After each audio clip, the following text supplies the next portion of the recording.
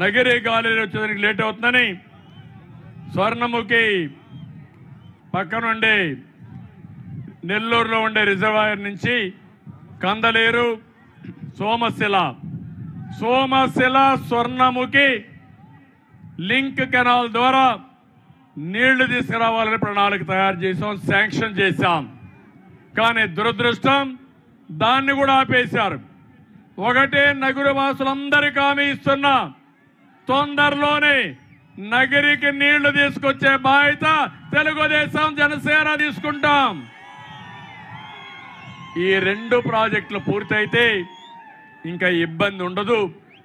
జిల్లాకు నీరిచ్చి ప్రతి ఒక్క చెరువుకు నీళ్లు ఇచ్చే బాధ్యత నేను తీసుకుంటా.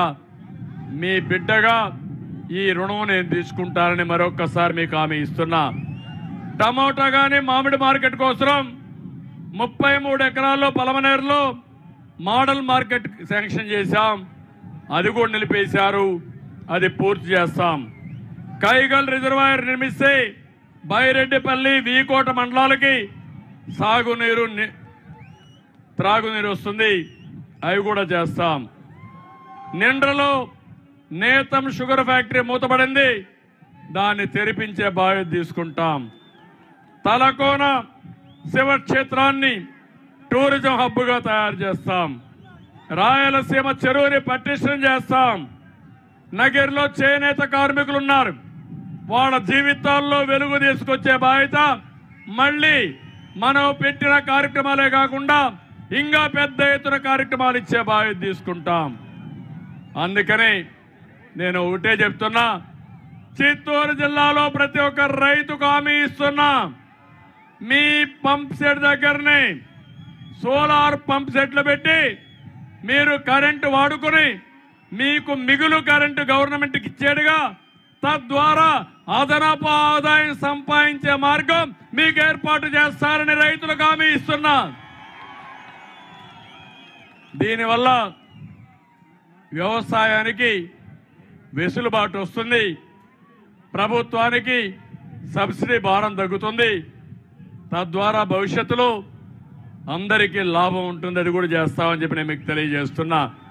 ఈరోజు మీ ఉత్సాహం చూస్తే ఇక్కడే ఉండాలనిపిస్తూ ఉంది. కానీ మీరు చాలా అభిమానం చూపించారు. నాకు ఏమాత్రం అనుమానం లేదు. పాత జిల్లాలో 14 సీట్లకు 14 సీట్లు మనమే గెలవాలి.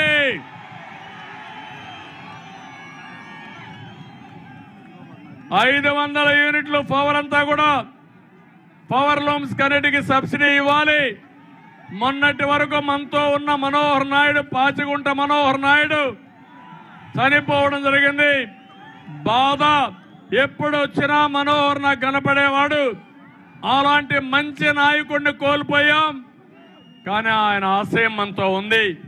ఆ ఆశయం కోసం పనిచేస్తామని మరొక్కసారి తెలియజేస్తూ నేను ఇప్పుడు మిమ్మల్ని అందరినీ పిలిపిస్తున్నా. నేను రైతుల సంక్షేమం కోసం అంటే పిడికిలి బిగించి చెప్పాలి, రా కదిలి రాని. రైతుల సంక్షేమం కోసం రైతుల సంక్షేమం కోసం, సాగునీటి ప్రాజెక్టుల కోసం, యువత ఉద్యోగాల కోసం, పేదరికం లేని రాష్ట్రం కోసం, తెలుగు జాతిని నెంబర్ 1 చేయడానికి కోసం రాతి యుగం పోవాలి. రా కదిలిరా. రాతి యుగం పోవాలి. స్వర్ణయుగం రావాలి. సిద్ధమా? సిద్ధమా? సంసిద్ధం. అవునా కాదా? Thank you sir.